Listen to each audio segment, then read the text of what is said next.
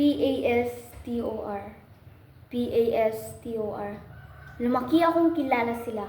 Lumaki akong ngiti nila ang una kong tanda. Ang mga biro nilang medyo corny, pero bumabawi naman sa pagkapogi. Ang mga matalinhaga nilang mga paalala sa mga di mabilang na kamayan tuwing linggo. Pastor. Pastor. Hindi lamang sila pastor na tumatayo tuwing linggo. Hindi lamang sila guro na nagtuturo ng mabuti sa mali o nagsasabi ng tama sa hindi. Iba-iba sila. May pastor na inhinyero, doktor, guro, at sundalo. Sa ibang lugar rin sila ay mambubundok na hanggang lakarin ang kilometro at tawidin ang mga ilog para lamang maihatid ang kaligtasan na para sa lahat, sa akin at sa iyo.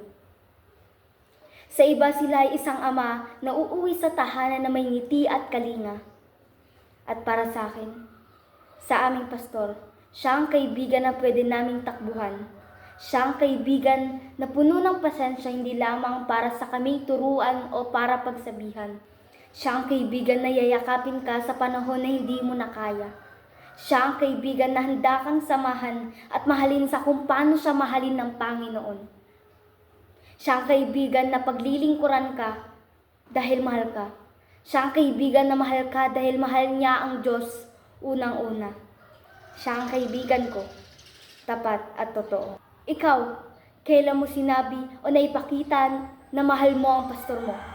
Kailan mo siya huling kinamusta?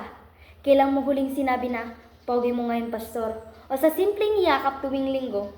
At higit sa lahat, kailan ka huling nanalangin para sa kanya?